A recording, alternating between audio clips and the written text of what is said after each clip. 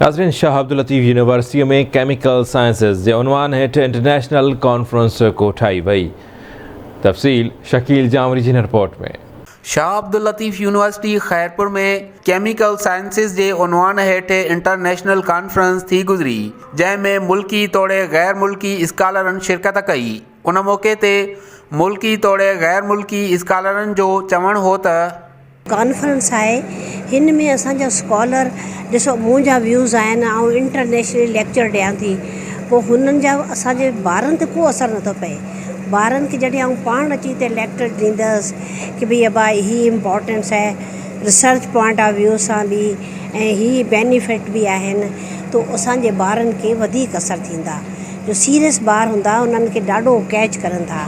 ऐं हिकिड़ो असां platform institute of chemistry platform provide कयो आहे, जंहिं ते हो पंहिंजा रिसर्च पंहिंजा आइडियाज़ शेयर कनि था, फेस टू फेस मिलनि था ऐं उन्हनि खां डिस्कशन कनि था। ऐं जेको आहे ॾाढो सुठो रहियो, सक्सेसफुली रही आहे असांजी कॉन्फ्रेंस।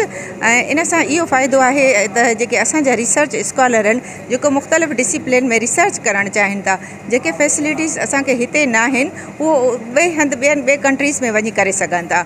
ऐं इंशाल्लाह जेको आहे न उहे विलिंग आहिनि, इंशाल्लाह असांखे सुठो फ्रूटफुल रिज़ल्ट मिलंदा। इहा कॉन्फ्रेंस इंटरनेशनल आहे, जंहिंमें 5-6 मुल्कनि जा जेके प्रोफेसर्स आहिनि, रिसर्चर्स आहिनि, उहे उन्हनि हिसो वठनि था ऐं उहे असां वटि मौजूदु आहिनि। जंहिंमें ईरान मां प्रोफेसर आया आहिनि, कैमरून मां हिकिड़ो प्रोफेसर आहे। हीअ कॉन्फ्रेंस वॾी अहमियत रखे थी अदा, छो जो हीअ कॉन्फ्रेंस में जेके बि साइंटिस्ट पाण में गॾु थींदा, त उहे साइंटिस्ट गॾिजी हिक ॿिए सां जेके प्रॉब्लम्स रिसर्च में पेश अचनि था, त उन्हनि जे हिक ॿिए सां शेयर कंदा ऐं हीअ प्रोजेक्ट हिक ॿिए खे ॿुधाईंदा। इन तरीक़े सां असांजा जेके नौजवान आहिनि, MS, MPhil, PhD जा जेके स्कॉलर आहिनि, उन्हनि जे लाइ हिकिड़ा रस्ता खुली पवंदा। हीअ असांजी टीं आलमी कॉन्फ्रेंस आहे जेका कीमियाई साइंसिस ते मुश्तमिल आहे।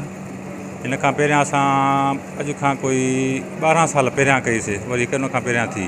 हीअ एतिरे टाइम खां पोइ केमिस्ट्री जी वॾी कॉन्फ्रेंस आहे, जंहिंमें असां वटि 6 मुल्कनि जा स्कॉलर्स, रिसर्च स्कॉलर्स, प्रोफेसर्स आया आहिनि, जिन पार्टिसिपेट कया। पंहिंजा मकाला कुझु कल्ह पढ़िया आहिनि, कुझु अॼु पढ़नि था तहक़ीक़ी मकाला। हीअ असांजो 3 ॾींहंनि जो इवेंट आहे, जंहिंमें पूरे पाकिस्तान मां, पंजाब मां, KP मां, पंहिंजो बलोचिस्तान मां ऐं इवन गिलगित ताईं जेका कराकरम यूनिवर्सिटी जा स्कॉलर आया आहिनि, जिन पंहिंजा रिसर्च मकाला पेश कया आहिनि हिते। Yesterday was an eventful one. I had my presentation. I presented on isolation and characterization of Samponis or anti-Samponis compounds from Ficus plantifolia.